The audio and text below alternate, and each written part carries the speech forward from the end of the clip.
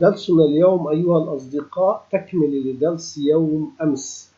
نحن طلبنا نسخ ملف إكسل كان موجود في مجلد الذي اتفقنا أن مساره الآن أصبح مساره سطح المكتب ج داخله ملف إكسل، لكن اليوم الأسطر البرمجية التي سوف نضيفها هي هنا التحسس بشرط if أن هذا المجلد موجود لعملية النسخ.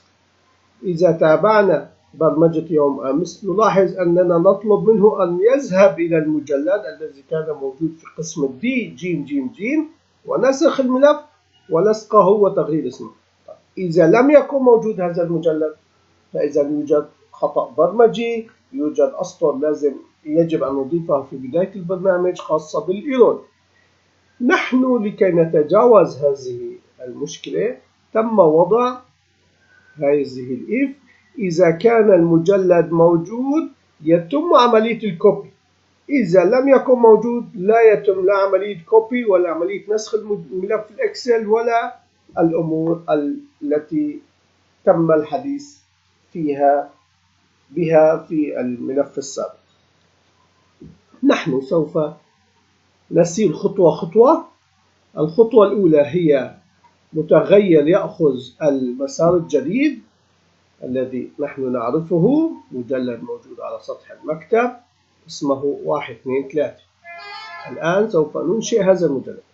المتغير الثاني اسمه old القديم، إنه المسار الذي يحتوي على الملف الإكسل الذي سوف ندخله في الشرط.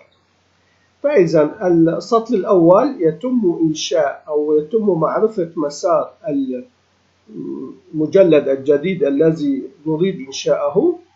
السطر التالي يتم معرفة مسار المجلد القديم الذي يجب أن يكون موجود، ونقوم بعملية البرمجة. ننشئ المجلد في الذاكرة ونطلب من الإف أنها إذا كان المجلد موجود تتجاوز هذه الخطوة وتنتقل.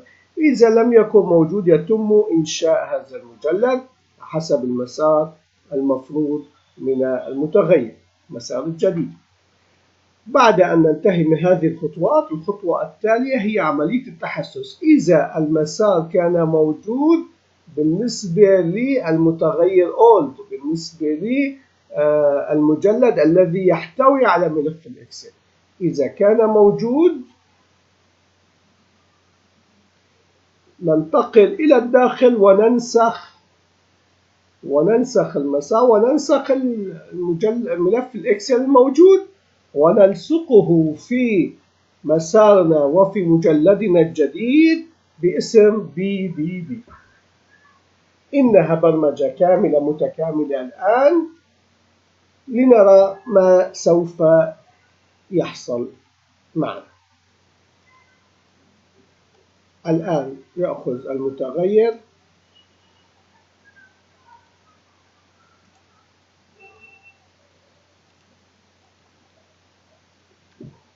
نلاحظ المسار الجديد والمسار القديم،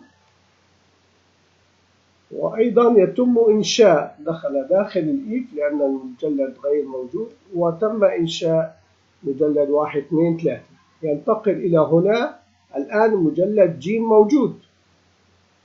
نحن الآن سوف بما أنه موجود دخل إلى الداخل، وسوف يتم عملية نسخ ملف الإكسل جي إلى 1 2 3. الجي سوف يتغير اسمه إلى بي من مساره القديم إلى مساره الجديد. هذه الخطوة تم تنفيذها، ونلاحظ حصلنا على نفس الملف الإكسل لكن باسم جديد. وتنتهي البرمجة وتنتهي الذاكرة الخاصة بإنشاء المجلد. الآن إذا أردنا إعادة البرمجة لكن لا يوجد هذا المجلد الذي بداخله الملف الإكسل غير موجود، لنلاحظ ونحذف مجلدنا أيضا. لنلاحظ أننا عند التنفيذ وعند حجز المسارات أن المجلد غير موجود يتم إنشاء مجلد، تم إنشاء مجلد. أما هنا في الإف إنها سوف تتجاوز هذه الأسطر وتنتقل إلى الإند إف، فإذا لم يصبح الإف جاهز للتنفيذ، تجاوزنا عملية النسخ وانتهت البرمجة، ولم يصدر أمور خاطئة أن المجلد غير موجود والملف غير موجود وما شابه، انتهت. فإذا يوجد خطأ من المستخدم أن المجلد لم يكن موجود في هذا النسخ. انتهى درس اليوم. ننتقل مع بعض بخطوات متقدمة لكي يكون الدرس أوضح لكم وللجميع. شكرا لمتابعتكم. نلتقي غدا. معكم مبرمج جورج جوزيف قصاص.